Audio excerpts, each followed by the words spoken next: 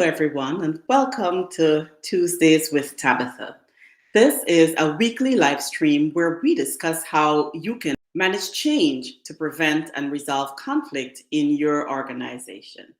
Today, we are going to talk about unpacking the Great Reshuffle. Three things to consider before you restructure your team.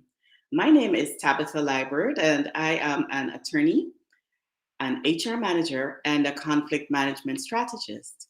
And I teach professionals to manage conflicts in their relationships, workflows, and systems with ease so they can bridge the gap between issues and outcomes and create a peaceful workplace. Now, millions of people have been quitting their jobs after the pandemic.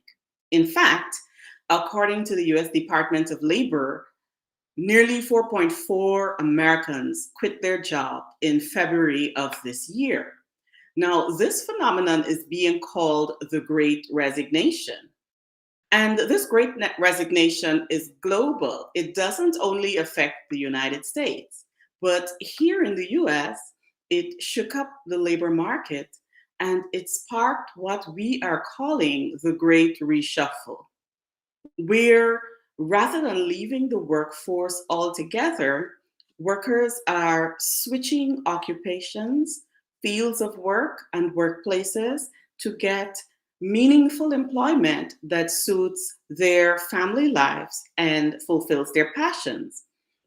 And this means that leadership is really busy filling roles as people leave and as people come in. In April 2022, the US Department of Labor found that there were in the US 6.6 million hires, 6 million total separations, which are resignations, layoffs, discharges, and 11.4 million job openings. So people are moving around. They're moving from organization to organization, and this is called the Great Reshuffle. Some companies are using the momentum caused by the Great Reshuffle to restructure their teams. And there are always important reasons for restructuring a department in a company. Yet, we're aware that many times restructures can be met with resistance in the workplace, where people are resisting what is being done for personal or professional reasons. A lot of businesses wonder what to do when they need to restructure their team. Well, restructure is a scary word. It often conjures up images of layoffs and restructuring and getting to know new people, doing work that you might be afraid that you're not qualified for, or generally being afraid to fail. And while those are drastic measures, they're not necessary. We can restructure while keeping our team intact. People don't necessarily have to quit because they're afraid of a restructure. Many people describe their organizational restructuring strategy in different ways, and some people struggle to describe what that strategy is, and indeed why their company is following that restructuring strategy. For the most part, because we are so busy and because we have businesses to run, we are simply trying to fill those roles efficiently, onboard new employees seamlessly, and maintain productivity in the organizations. Now, you might be planning to restructure or utilize your team in different ways.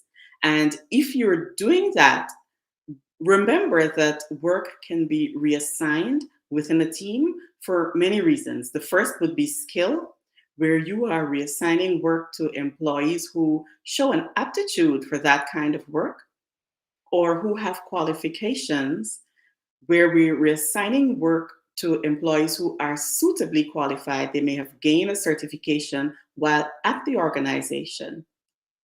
We can also reassign work for performance reasons, where we want to give the work to someone who has been assessed as a high performer or a high potential employee. So, what does this look like if we are able to restructure? Job restructuring without research is like renovating a home without consulting your business plans. Imagine starting a renovation without knowing where the foundations are, where the beams are, where the pipes are run. If you are renovating, you need to look at the old design before deciding what works and what doesn't work and how you want to reconfigure a home. In the same way, restructuring affects your organization, both the existing employees or what you had before, and the new employees, people who are coming in. When it is done right, though, you will have less resistance to change in that organization while you try to restructure.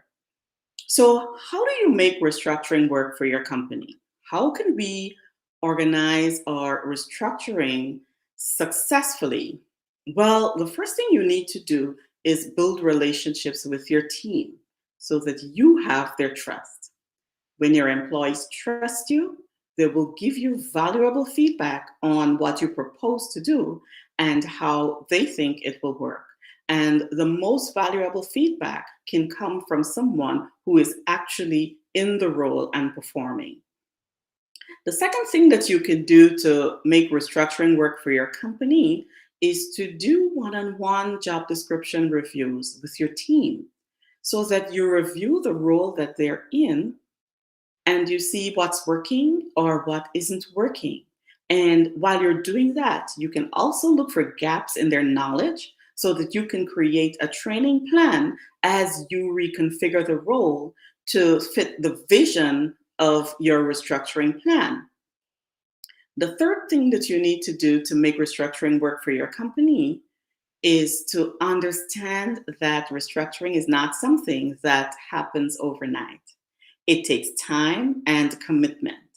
But with the right mindset, a mindset that recognizes that things can change and that there are sustainable ways of changing them, you will be able to make changes and restructure your organization in a way that works for your company, that ensures that the people you want will retain their jobs, and that your employees retain their loyalty to the organization.